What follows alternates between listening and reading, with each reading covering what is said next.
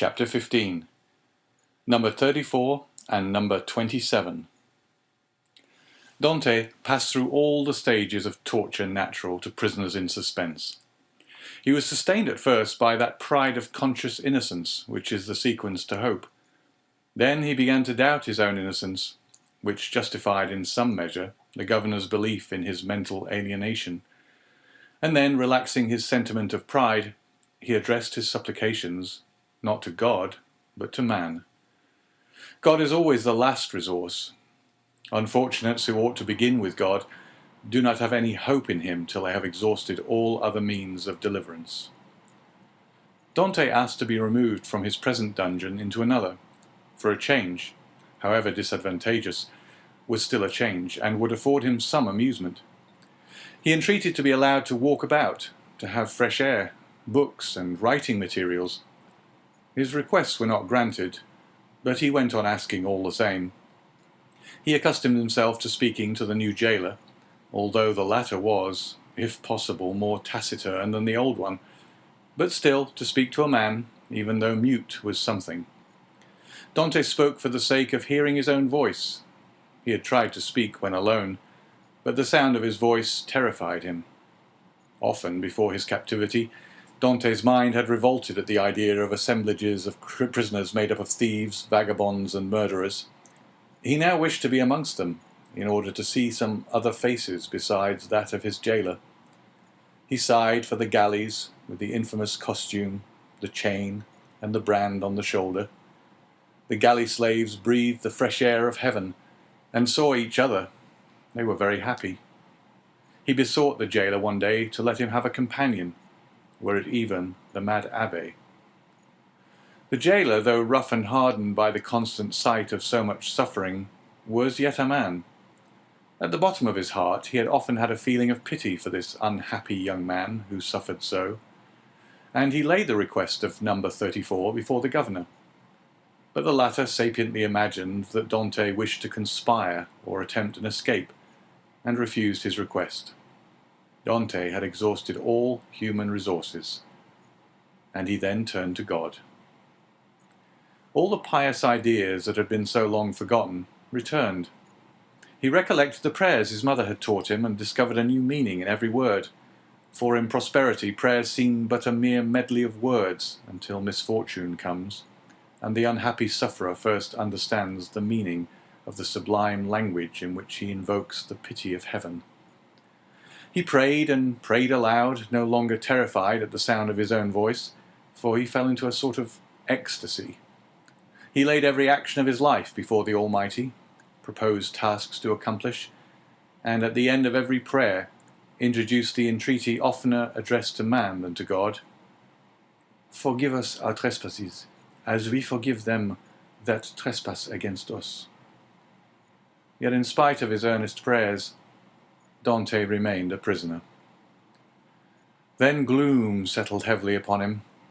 Dante was a man of great simplicity of thought, and without education. He could not therefore, in the solitude of his dungeon, traverse in mental vision the history of the ages, bring to life the nations that had perished, and rebuild the ancient cities, so vast and stupendous in the light of the imagination, and that passed before the eye glowing with celestial colours in Martin's Babylonian pictures. He could not do this, he whose past life was so short, whose present so melancholy, and his future so doubtful. 19 years of light to reflect upon in eternal darkness. No distraction could come to his aid. His energetic spirit, that would have exulted in thus revisiting the past, was imprisoned like an eagle in a cage. He clung to one idea, that of his happiness, destroyed without apparent cause by an unheard-of fatality. He considered and reconsidered this idea, devoured it, so to speak, as the implacable Ugolino devours the skull of Archbishop Roger in the Inferno of Dante. Rage supplanted religious fervour. Dante uttered blasphemies that made his jailer recoil with horror, dashed himself furiously against the walls of his prison, wreaked his anger upon everything and chiefly upon himself, so that the least thing, a grain of sand, a straw, or a breath of air that annoyed him, led to paroxysms of fury. Then the letter that Villefort had showed to him recurred to his mind, and every line gleamed forth in fiery letters on the wall, like the menetekel upharsin of Belshazzar. He told himself that it was the enmity of man and not the vengeance of heaven that had thus plunged him into the deepest misery. He consigned his unknown persecutors to the most horrible tortures he could imagine, and found them all insufficient, because after torture came death, and after death, if not repose, at least the boon of unconsciousness. By dint of constantly dwelling on the idea that tranquillity was death, and if punishment were the end in view other tortures than death must be invented, he began to reflect on suicide.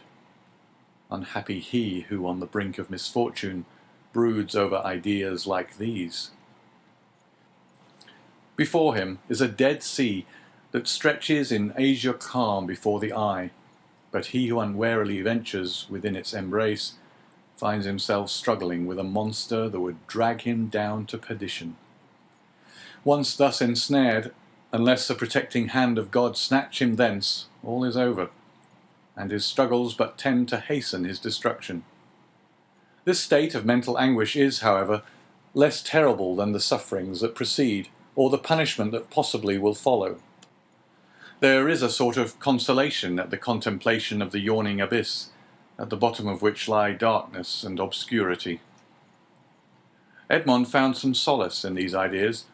All his sorrows, all his sufferings, with their train of gloomy spectres, fled from his cell when the angel of death seemed about to enter. Dante reviewed his past life with composure, and, looking forward with terror to his future existence, chose that middle line that seemed to afford him a refuge. "Sometimes," said he, "in my voyage, when I was a man and commanded other men, I have seen the heavens overcast, the sea rage and foam, the storm arise, and like a monstrous bird, beating the two horizons with its wings. Then I felt that my vessel was a vain refuge, that trembled and shook before the tempest. Soon the fury of the waves and the sight of the sharp rocks announced the approach of my death. And death then terrified me, and I used all my skill and intelligence as a man and a sailor to struggle against the wrath of God.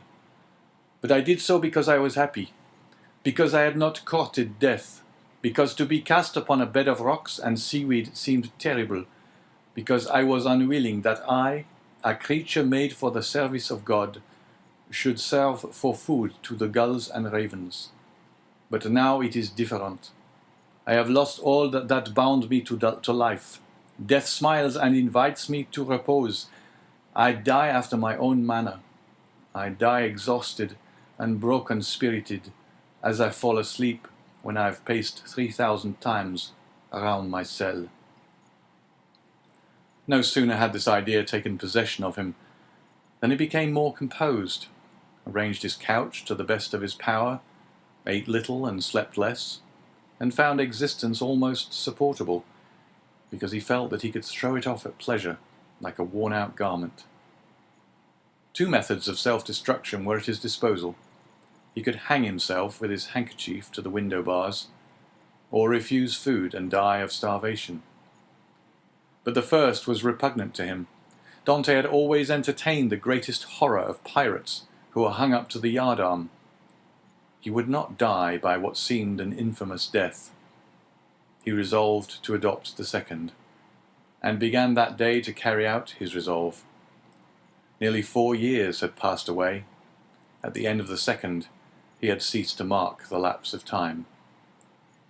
Dante said, "I wish to die," and had chosen the manner of his death, and fearful of changing his mind, he had taken an oath to die.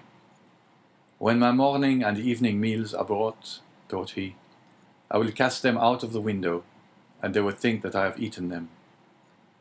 He kept his word.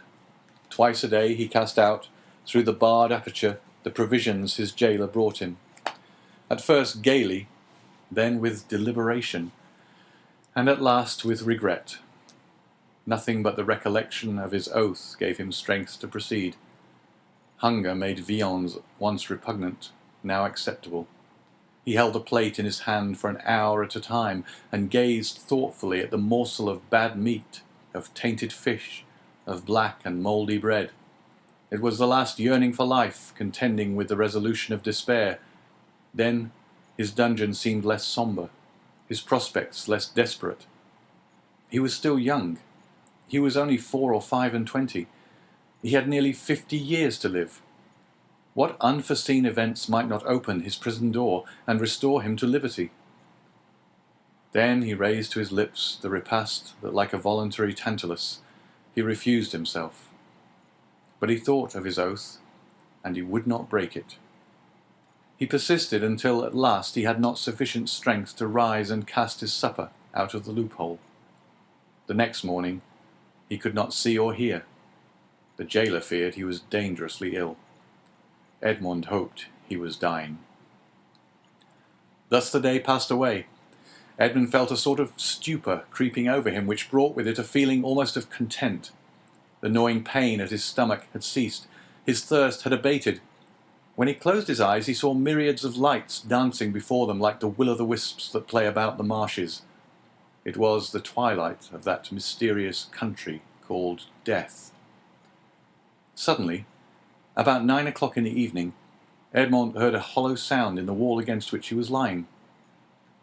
So many loathsome animals inhabited the prison that their noise did not in general awake him.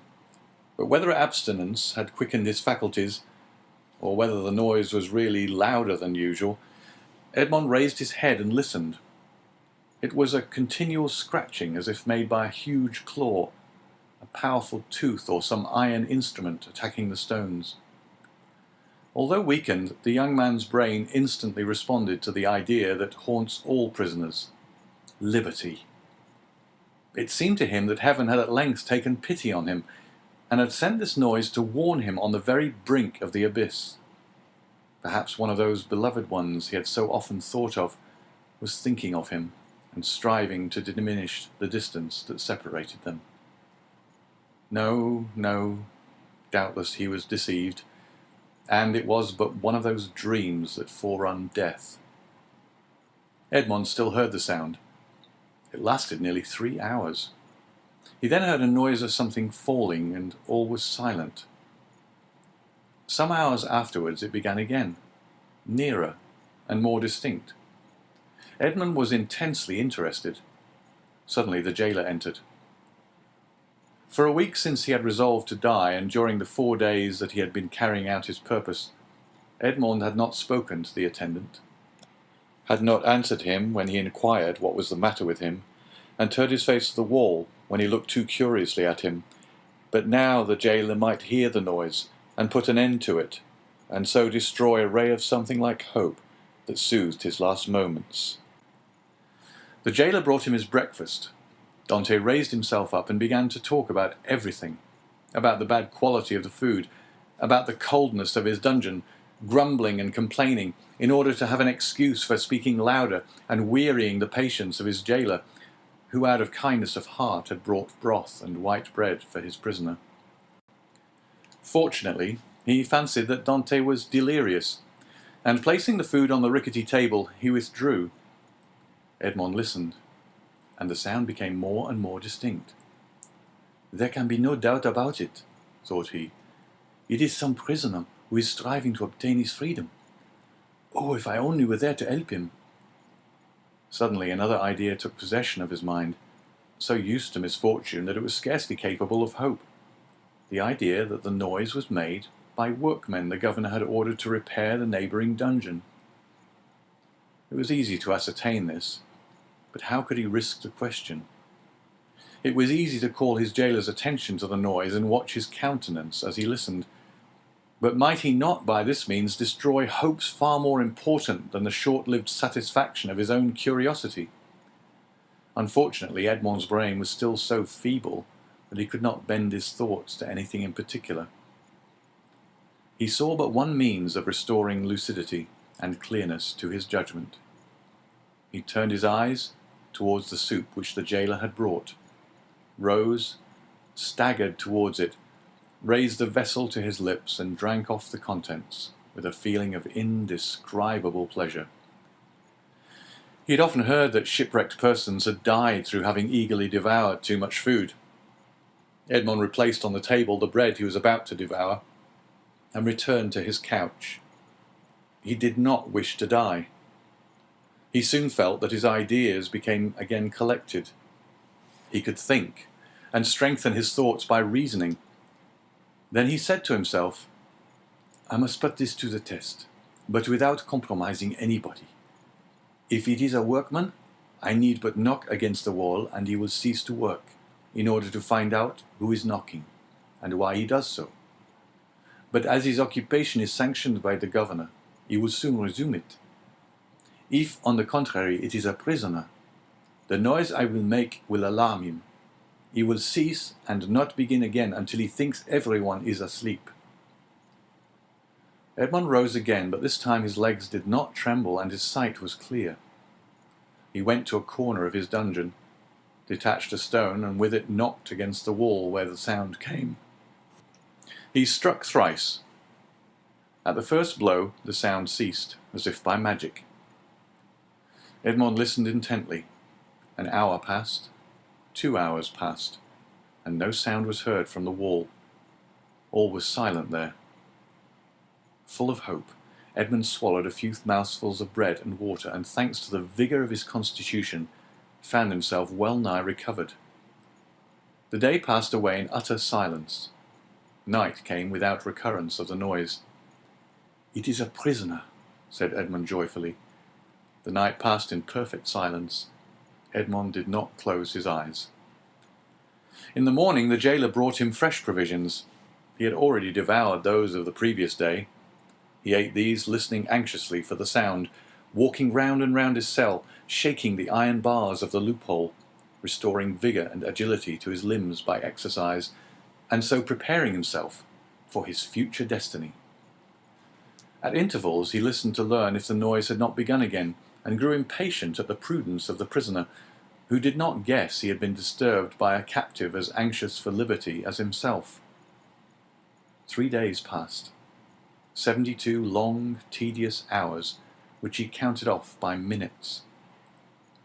At length, one evening, as the jailer was visiting him for the last time that night, Dante, with his ear for the 100th time at the wall, fancied he heard an almost imperceptible movement among the stones. He moved away, walked up and down his cell to collect his thoughts, and then went back and listened. The matter was no longer doubtful. Something was at work on the other side of the wall. The prisoner had discovered the danger, and had substituted a lever for a chisel. Encouraged by this discovery, Edmond determined to assist the indefatigable labourer. He began by moving his bed and looking around for anything with which he could pierce the wall, penetrate the moist cement, and displace a stone. He saw nothing. He had no knife or sharp instrument. The window grating was of iron, but he had too often assured himself of its solidity. All his furniture consisted of a bed, a chair, a table, a pail, and a jug. The bed had iron clamps, but they were screwed to the wood, and it would have required a screwdriver to take them off. The table and chair had nothing.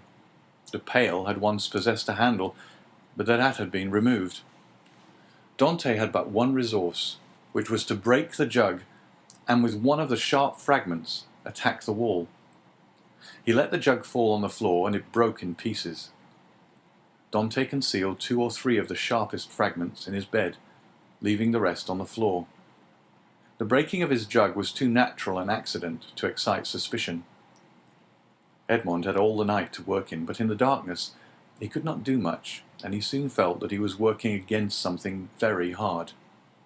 He pushed back his bed and waited for day.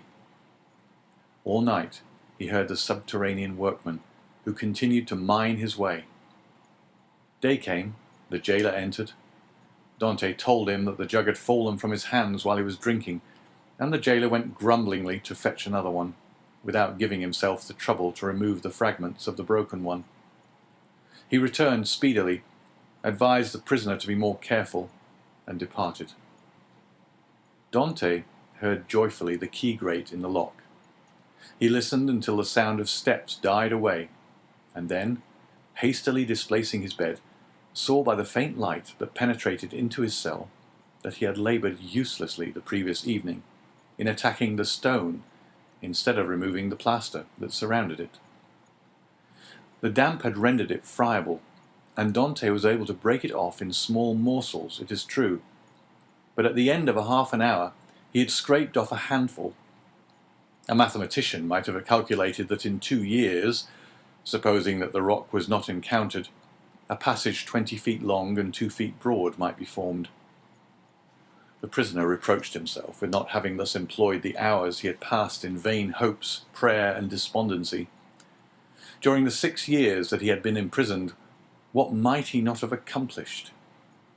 In 3 days he had succeeded with the utmost precaution in removing the cement and exposing the stonework. The wall was built of rough stones, among which, to give strength to the structure, blocks of hewn stone were at intervals embedded. It was one of these he had uncovered, and which he must remove from its socket. Dante strove to do this with his nails, but they were too weak. The fragments of the jug broke, and after an hour of useless toil, he paused. Was he to be thus stopped at the beginning, and was he to wait inactive until his fellow workman had completed his task? Suddenly, an idea occurred to him. He smiled, and the perspiration dried on his forehead. The jailer always brought Dante's soup in an iron saucepan. This saucepan contained soup for both prisoners, for Dante had noticed that it was either quite full or half empty, according as the turnkey gave it to him or to his companion first. The handle of this saucepan was of iron. Dante would have given 10 years of his life in exchange for it. The jailer was accustomed to pour the contents of the saucepan into Dante's plate, and Dante, after eating his soup with a wooden spoon, washed the plate which thus served for every day. Now when evening came, Dante put his plate on the ground near the door. The jailer, as he entered, stepped on it and broke it. This time he could not blame Dante. He was wrong to leave it there, but the jailer was wrong not to have looked before him. The jailer therefore only grumbled when he looked about for something to pour the soup into. Dante's entire dinner service consisted of one plate. There was no alternative. "Leave the saucepan," said Dante. "You can take it away when you bring my breakfast." This advice was to the jailer's taste, as it spared him the necessity of making another trip. He left the saucepan. Dante was beside himself with joy. He rapidly devoured his food, and after waiting an hour lest the jailer should change his mind and return, he removed his bed, took the handle of the saucepan, inserted the point between the hewn stone and rough stones of the wall, and employed it as a lever. A slight oscillation showed Dante that all went well. At the end of an hour, the stone was extricated from the wall, leaving a cavity 1.5 feet in diameter. Dante carefully collected the plaster, carried it into the corner of his cell, and covered it with earth. Then, wishing to make the best use of his time while he had the means of labour, he continued to work without ceasing. At the dawn of day he replaced the stone, pushed his bed against the wall, and lay down. The breakfast consisted of a piece of bread. The jailer entered and placed the bread on the table. "Well, don't you intend to bring me another plate?" said Dante. "No," replied the turnkey. "You destroy everything. First you break your jug, then you make me break your plate. If all the prisoners followed your example, the government would be ruined. I shall leave you the saucepan and pour your soup into that. So for the future, I hope you will not be so destructive." Dante raised his eyes to heaven and clasped his hands beneath the coverlet. He felt more gratitude for the possession of his piece of iron than he had ever felt for anything.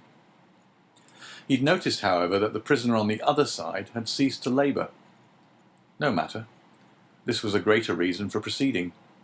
If his neighbour would not come to him, he would go to his neighbour. All day he toiled on untiringly, and by the evening he had succeeded in extracting 10 handfuls of plaster and fragments of stone. When the hour for his jailer's visit arrived, Dante straightened the handle of the saucepan as well as he could, and placed it in its accustomed place. The turnkey poured his ration of soup into it, together with the fish, for thrice a week the prisoners were deprived of meat. This would have been a method of reckoning time had not Dante long ceased to do so. Having poured out the soup, the turnkey retired. Dante wished to ascertain whether his neighbour had really ceased to work. He listened.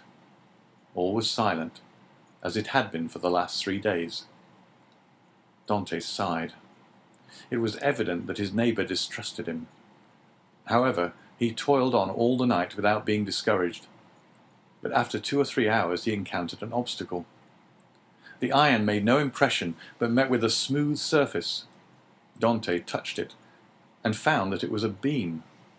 This beam crossed, or rather blocked up, the hole Dante had made. It was necessary, therefore, to dig above or under it. The unhappy young man had not thought of this. "Oh, my God, murmured he. "I have so earnestly prayed to you that I hoped my prayers had been heard.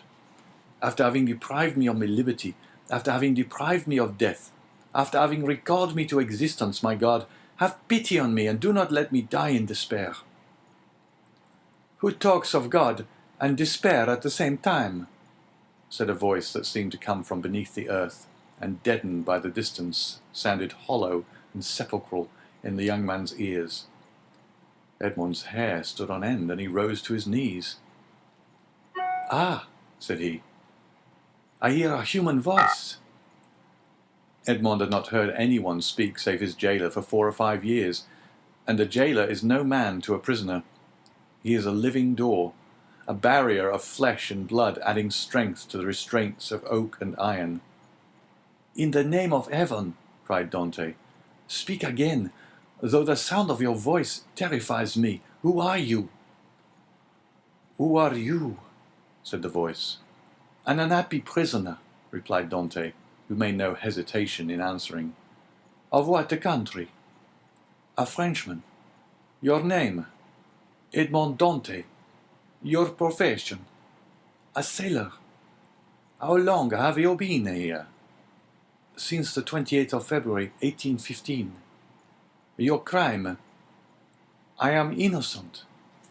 "But of what are you accused?" "Of having conspired to aid the Emperor's return." "What? For the Emperor's return? The Emperor is no longer on the throne, then." "He abdicated at Fontainebleau in 1814, and was sent to the island of Elba." "But how long have you been here, that you are ignorant of all this?" "Since 1811. Dante shuddered. This man had been 4 years longer than himself in prison. "Do not dig any more," said the voice. "Only tell me how high is your excavation?" "On a level with the floor." "How is it concealed?" "Behind my bed." "Has your bed been moved since you have been a prisoner?"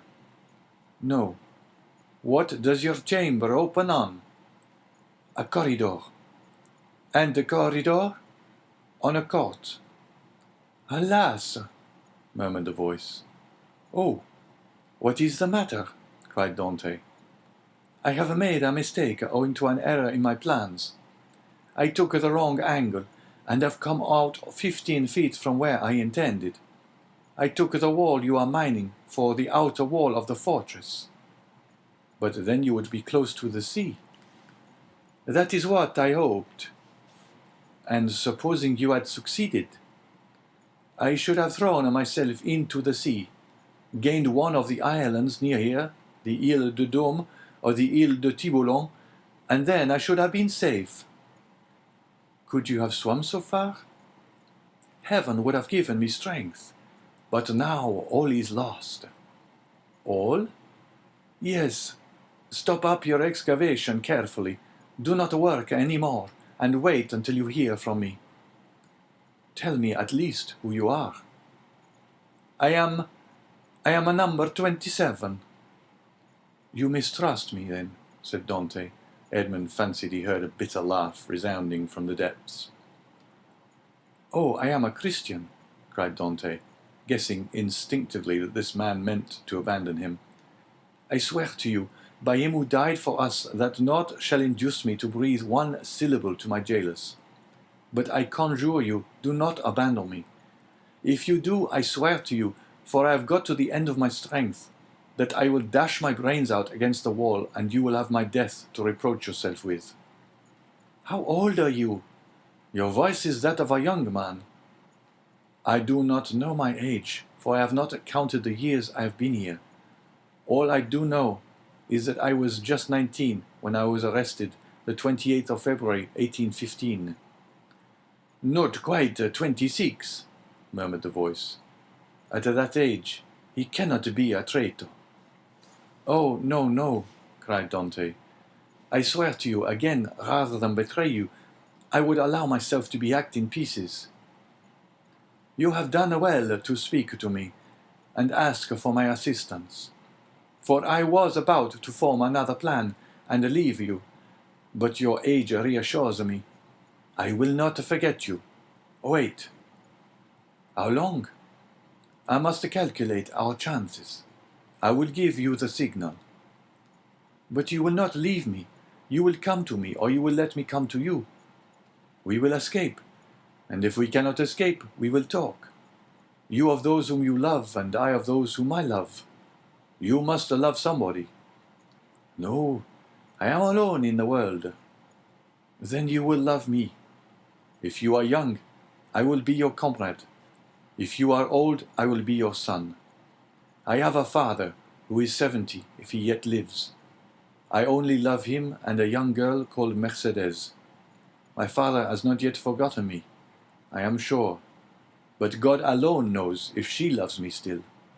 I shall love you as I loved my father." "It is well," returned the voice. "Tomorrow." These few words were uttered with an accent that left no doubt of his sincerity. Dante rose, dispersed the fragments with the same precaution as before, and pushed his bed back against the wall. He then gave himself up to his happiness. He would no longer be alone. He was, perhaps, about to regain his liberty. At the worst, he would have a companion, and captivity that is shared is but half captivity. Plaints made in common are almost prayers, and prayers where 2 or 3 are gathered together invoke the mercy of heaven. All day, Dante walked up and down his cell. He sat down occasionally on his bed, pressing his hand on his heart. At the slightest noise, he bounded towards the door. Once or twice the thought crossed his mind that he might be separated from this unknown, whom he loved already, and then his mind was made up. When the jailer moved his bed and stooped to examine the opening, he would kill him with his water jug. He would be condemned to die, but he was about to die of grief and despair when this miraculous noise recalled him to life. The jailer came in the evening. Dante was on his bed. It seemed to him that thus he better guarded the unfinished opening. Doubtless there was a strange expression in his eyes, for the jailer said, "Come, are you going mad again?" Dante did not answer. He feared that the emotion of his voice would betray him. The jailer went away, shaking his head. Night came. Dante hoped that his neighbour would profit by the silence to address him, but he was mistaken. The next morning, however, just as he removed his bed from the wall, he heard 3 knocks. He threw himself on his knees. "Is it you?" said he. "I am here." "Is your jailer gone?" "Yes," said Dante. "You will not return until the evening, so that we have 12 hours before us." "I can work then?" said the voice. "Oh, yes, yes, this is instant, I entreat you." In a moment, that part of the floor on which Dante was resting his hands as he knelt with his head in the opening suddenly gave way. He drew back smartly, while a mass of stones and earth disappeared in a hole that opened beneath the aperture he himself had formed. Then from the bottom of this passage, the depth of which it was impossible to measure, he saw appear first the head, then the shoulders, and lastly the body of a man, who sprang lightly into his cell. End of chapter 15.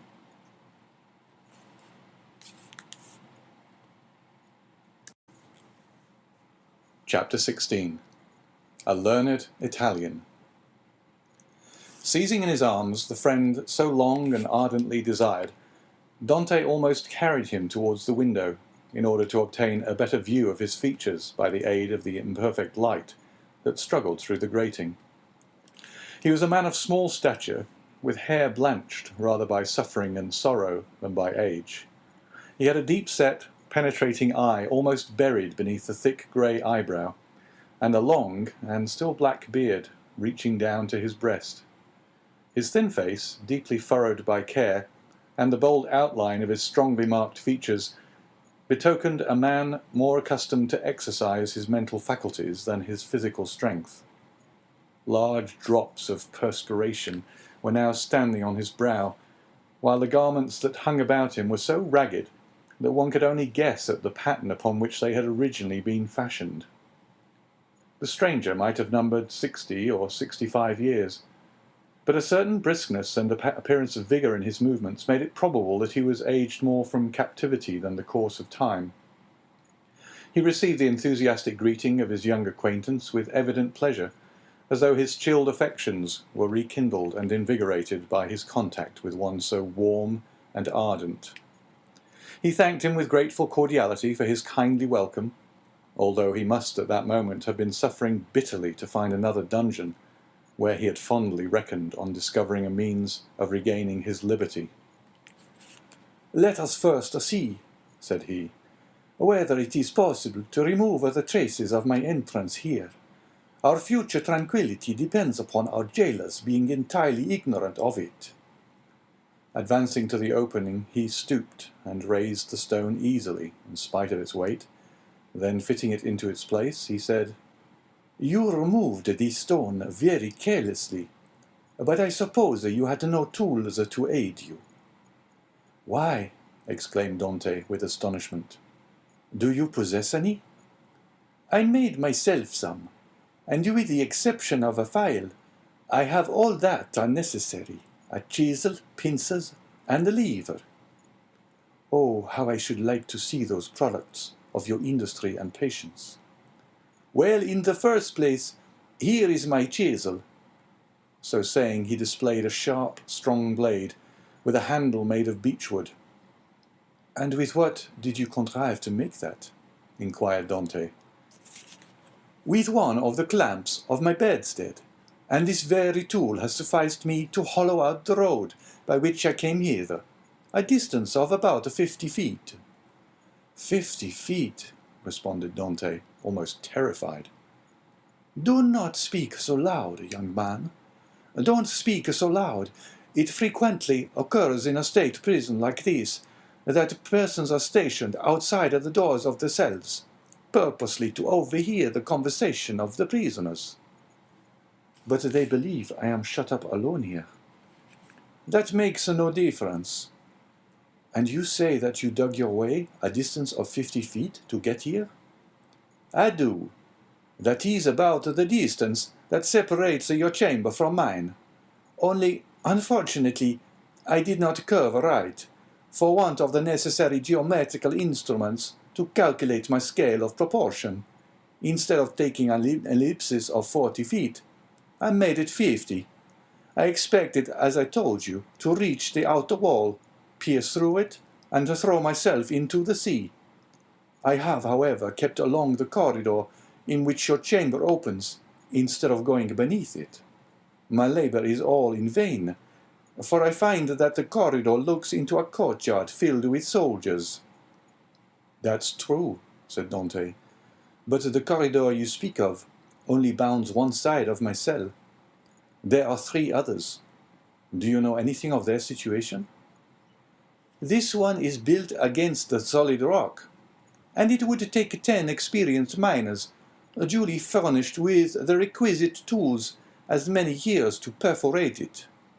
This adjoins the lower part of the governor's apartments, and were we to work our way through, we should only get into some lock-up cellars.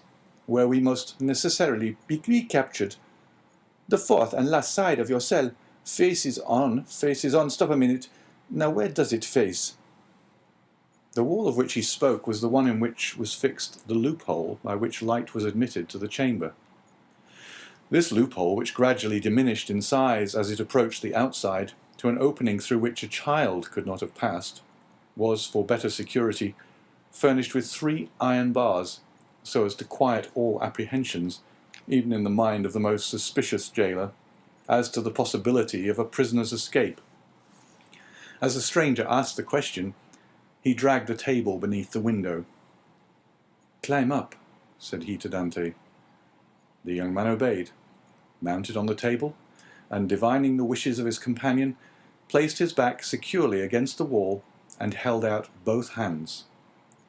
The stranger, whom as yet Dante knew only by the number of his cell, sprang up with an agility by no means to be expected in a person of his years, and light and steady on his feet as a cat or a lizard, climbed from the table to the outstretched hands of Dante, and from them to his shoulders.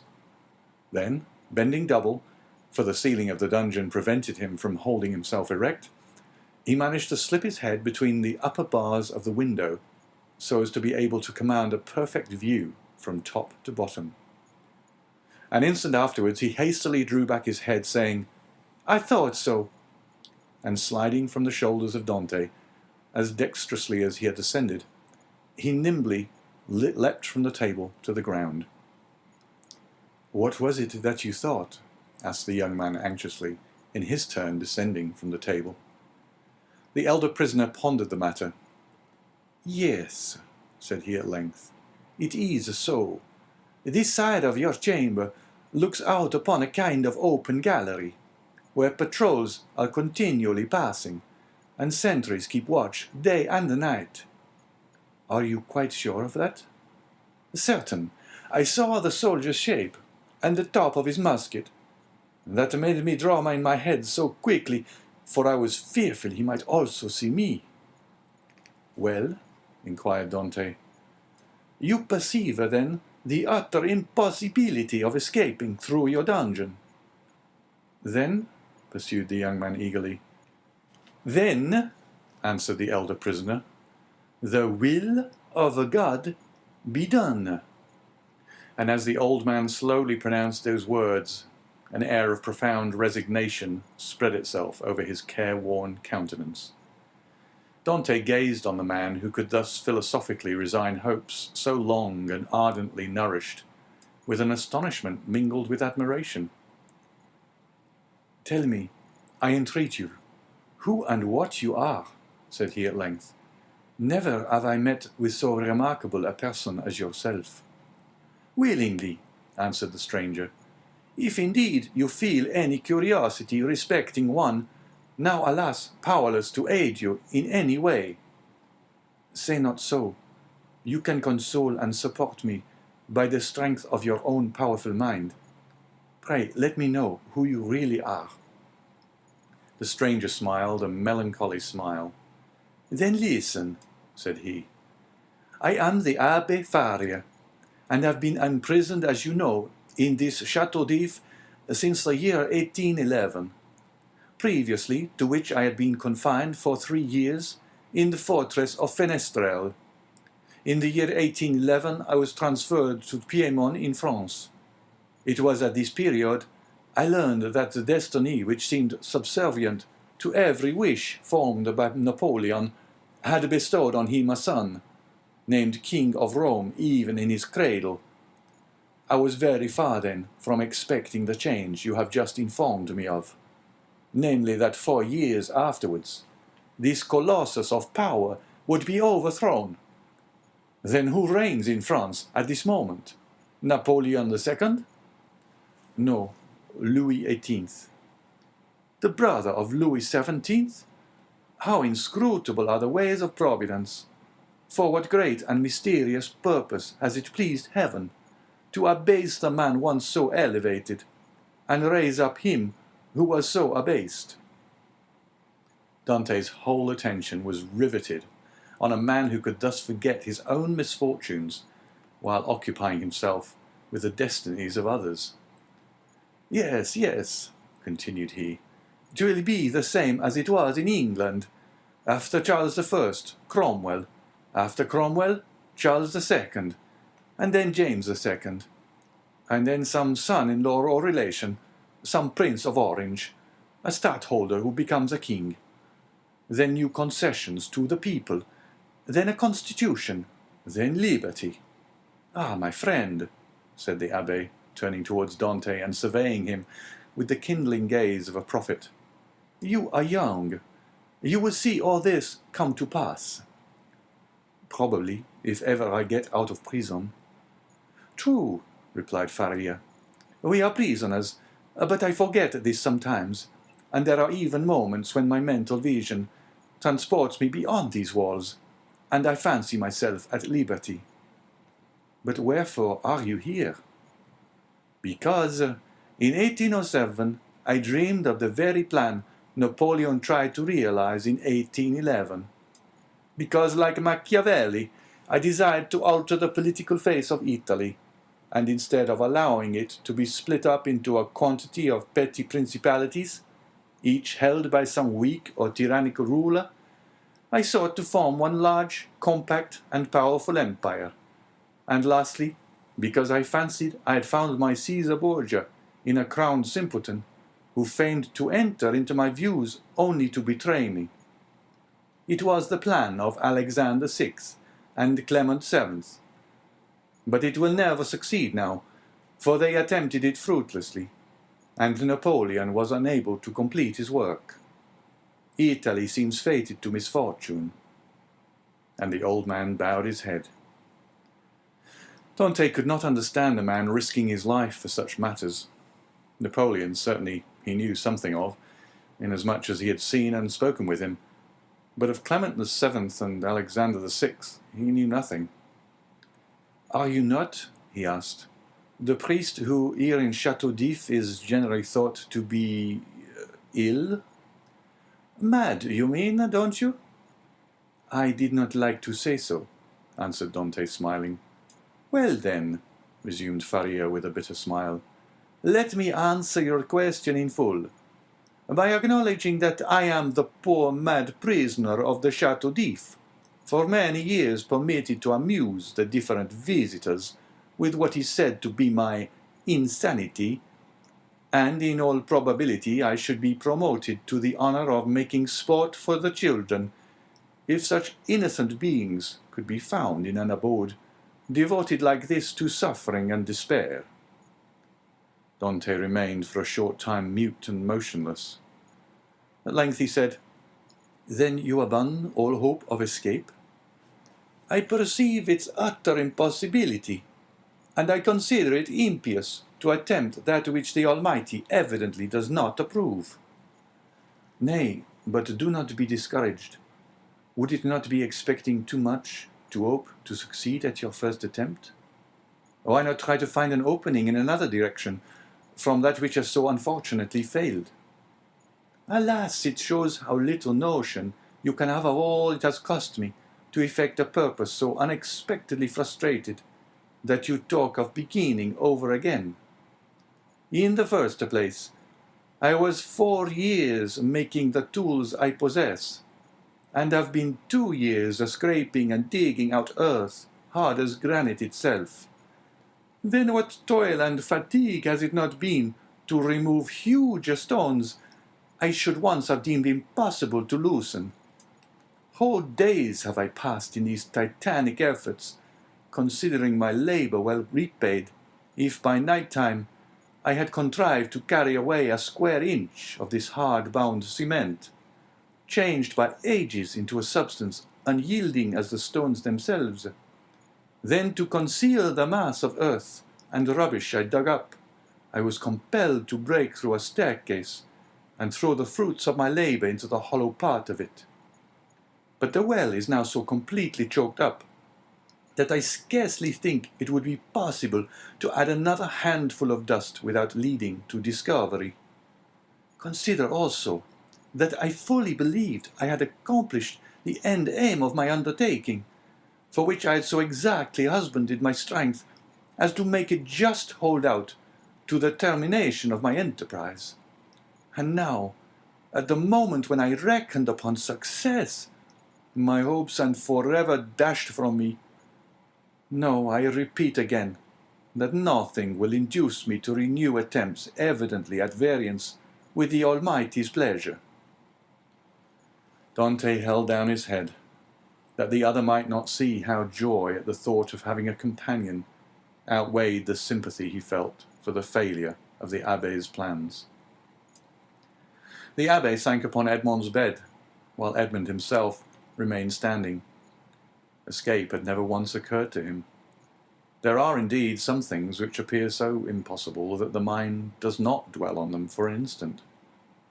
To undermine the ground for 50 feet, to devote 3 years to a labour which, if successful, would conduct you to a precipice overhanging the sea, to plunge into the waves from the height of 50, 60, perhaps 100 feet, at the risk of being dashed to pieces against the rocks, should you have been fortunate enough to have escaped the fire of the sentinels, and even supposing all these perils past, then to have to swim for your life a distance of at least 3 miles ere you could reach the shore, were difficulties so startling and formidable that Dante had never even dreamed of such a scheme, resigning himself rather to death. But the sight of an old man clinging to life with so desperate a courage gave a fresh turn to his ideas and inspired him with new courage. Another, older and less strong than he, had attempted what he had not had sufficient resolution to undertake, and had failed only because of an error in calculation.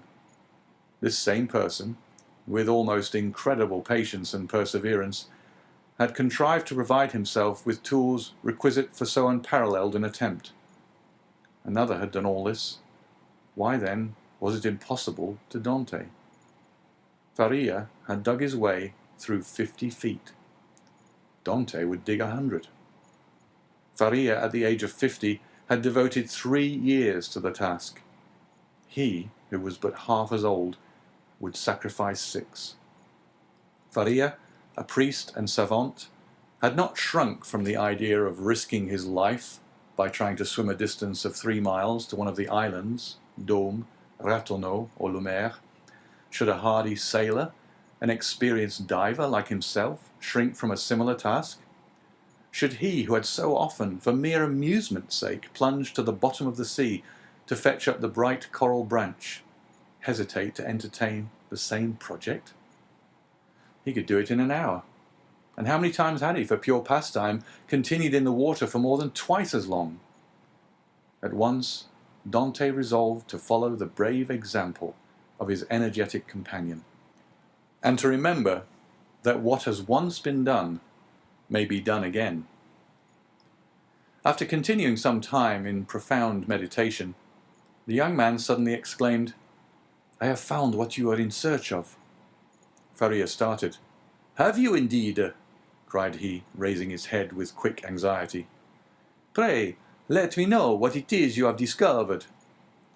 "The corridor through which you have bored your way from the cell you occupy here extends in the same direction as the outer gallery, does it not?"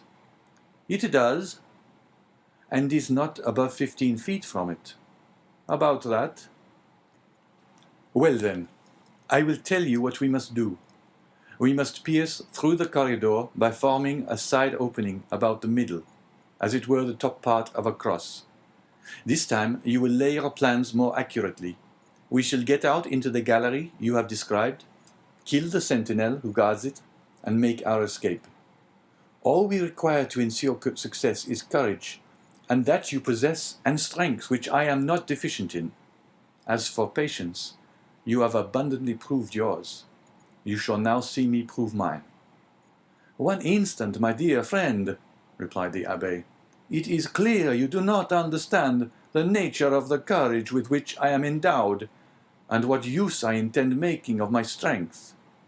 As for patience, I consider that I have abundantly exercised that in beginning every morning the task of the night before, and every night renewing the task of the day. But then, a young man, and I pray of you to give me your full attention, Then I thought I could not be doing anything displeasing to the Almighty in trying to set an innocent being at liberty, one who had committed no offense, and merited not condemnation." "And have your notions changed?" asked Dante with much surprise. "Do you think yourself more guilty in making the attempt since you have encountered me?" "No, neither do I wish to incur guilt. Hitherto I have fancied myself merely waging war against circumstances, not men. I have thought it no sin to bore through a wall or destroy a staircase, but I cannot so easily persuade myself to pierce a heart or take away a life." A slight movement of surprise escaped Dante. "Is it possible," said he, "that where your liberty is at stake, you can allow any such scruple to deter you from obtaining it?"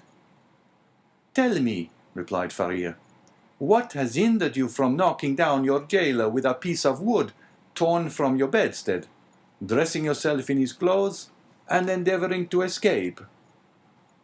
"Simply the fact that the idea never occurred to me," answered Dante. "Because," said the old man, "the natural repugnance to the commission of such a crime prevented you from thinking of it.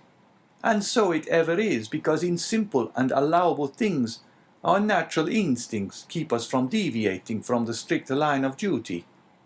The tiger, whose nature teaches him to delight in shedding blood, needs but the sense of smell to show him when his prey is within his reach, and by following this instinct he is enabled to measure the leap necessary to permit him to spring on his victim.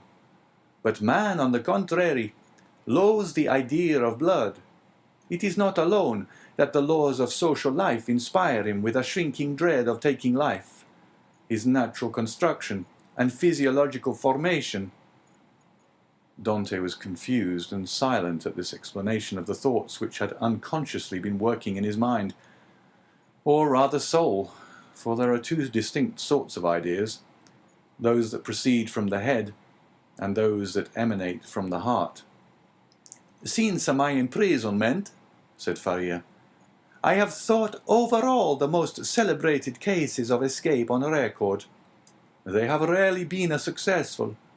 Those that have been crowned with full success have been long meditated upon and carefully arranged, such, for instance, as the escape of the Duc de Beaufort from the Château de Vincennes, that of the Abbé de Beauquois from Fort l'Evêque, of Latude from the Bastille. Then there are those for which chance sometimes affords opportunity, and those are the best of all. Let us therefore wait patiently for some favorable moment, and when it presents itself, profit by it."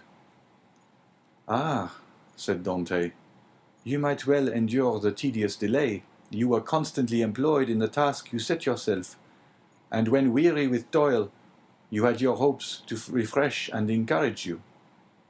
"I assure you," replied the old man, "I did not turn to that source for recreation or support." "What did you do then?" "I wrote or studied." "Were you then permitted the use of pens, ink, and paper?" "Oh, no," answered the abbé. "I had none but what I made for myself."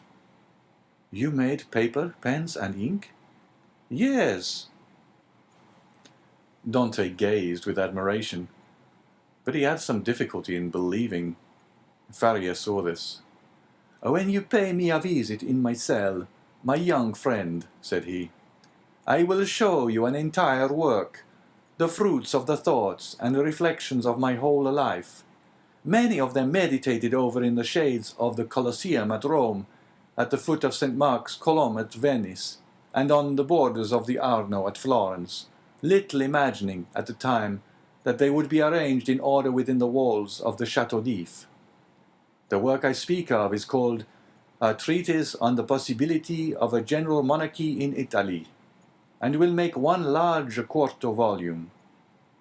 "And on what have you written all this?" "On 2 of my shirts. I invented a preparation that makes linen as smooth and as easy to write on as parchment." "You are then a chemist?" "Somewhat. I know Lavoisier, and was the intimate friend of Cabanilles. But for such a work you must have needed books. Had you any?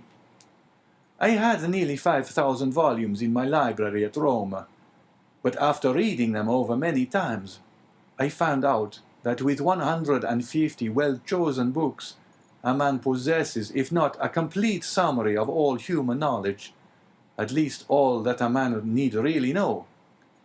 I devoted 3 years of my life to reading and studying these 150 volumes, till I knew them nearly by heart, so that since I have been in prison, a very slight effort of memory has enabled me to recall their contents as readily as though the pages were open before me. I could recite you the whole of Thucydides, Xenophon, Plutarch, Titus, Livius, Tacitus, Strada, Jonandes, Dante, Montaigne, Shakespeare, Spinoza, Machiavelli, and Bossuet. I name only the most important. You are doubtless acquainted with a variety of languages, so as to have been able to read all these. Yes, I speak 5 of the modern tongues, that is to say, German, French, Italian, English, and Spanish. By the aid of ancient Greek, I learned modern Greek. I don't speak it so well as I could wish, but I am still trying to improve myself. Improve yourself, repeated Dante. Why, how can you manage to do so?